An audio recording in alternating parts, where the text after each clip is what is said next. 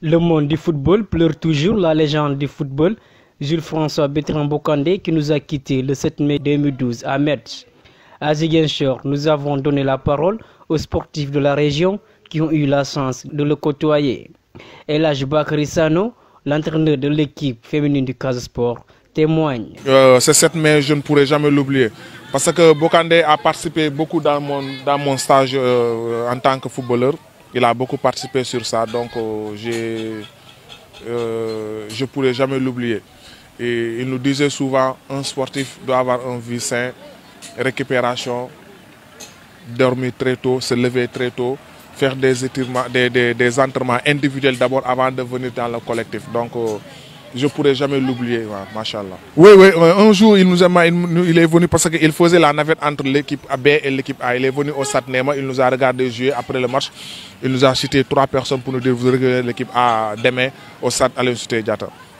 Après les entraînements, il nous a appelés individuellement. Tu as cette qualité-là, ça et ça et ça, mais tu ne sais pas comment l'utiliser. Maintenant, tu dois faire ça et ça et ça pour pouvoir l'utiliser. Donc, il nous a orientés. Il venait souvent regarder les joueurs jouer, les prendre individuellement. C'est ça qui te manquait, il faut que tu fasses ça et ça et ça. Donc, il nous a beaucoup rendu service, surtout moi qui vous parle. Il a été toujours là pour moi. Il m'a conseillé. Il était un père pour moi. Malheureusement, il nous a quittés très tôt. Et j'en suis vraiment désolé. El Hadj Bakary Sano loue la générosité de la légende du foot sénégalais. Non, la générosité chez Bocandé, c'est son deuxième nom. Parce que quelqu'un qui venait avec sa voiture, ouvrir la voiture après les entraînements, distribuer des maillots d'équipe nationale, des ballons, des chaussures à des joueurs. Celui qui s'est beaucoup plus montré dans cet entraînement-là, tu as un maillot d'équipe nationale, culotte, bas, chaussures. Donc, même son argent, il le partageait entre nous les joueurs. Non, c'est quelqu'un que tu appelles au téléphone, il te rappelle aussitôt. Nos attaquants doivent beaucoup s'inspirer sur Bocandé. Il y a les vidéos et les trucs qui se trouvent dans le net sur Bocandé, ils doivent le regarder parce que c'est l'un des meilleurs attaquants du monde. Il fait partie des 5 meilleurs attaquants du monde. Parce qu'après son passage au FC Metz, Paris Saint-Germain, tous les buts qu'il a marqués, en équipe nationale, n'en parlons pas, l'équipe du Casa Sport, on n'en parle pas. Il en a marqué toutes sortes de buts. Donc, moi, je crois que c'est une référence pour nous, pour nos attaquants actuels qui sont en train de pratiquer le sport de football. Donc, Bocandé est une légende, comme on le dit, et ça m'aille, qu'il repose en paix. L'ancien capitaine du Casa Sport, sous l'ère d'Embara Matandjaï, n'a pas tardé à apporter son témoignage. Papis Bodian, que voici. C'est une personne humble, il est modeste. Il est trop gentil, je peux dire. Ensuite, il nous donnait souvent des conseils. Donc, il était notre ami, notre papa. Tout le temps, on était ensemble. En plus, quand il partait en sélection, dès qu'il revenait, il nous amenait souvent des équipements.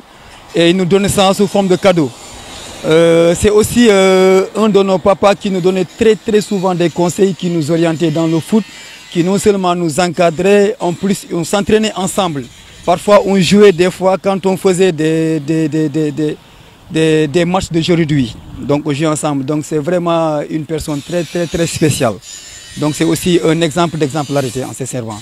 Le feu Jules-François Bertrand Bocandé, une légende qu'on ne pourra jamais oublier. Papis Bodian. Au fait, ce qui m'a beaucoup plus marqué, c'est lorsqu'il était ensemble. Parce que vous voyez, une star que vous entendez très souvent, vous le regardez à la télévision, vous entendez dire de lui et un beau jour vous êtes ensemble, il vous côtoie, il vous donne des conseils, il vous oriente dans le jeu, il vous entraîne souvent. C'est une fierté pour ces personnes comme moi et aussi c'est une chance pour moi de l'avoir sur ce côté, oui. Effectivement, non, on ne pourra jamais l'oublier parce qu'il est déjà gravé dans nos mémoires. Voilà, donc qu'il repose en paix. Et tous nos prières sur lui. A rappeler que la légende du foot sénégalais Jules-François Bertrand Bocandé est né le 25 novembre 1958 à Ziguinchor et mort le 7 mai 2012 à Metz, des suites d'une opération chirurgicale.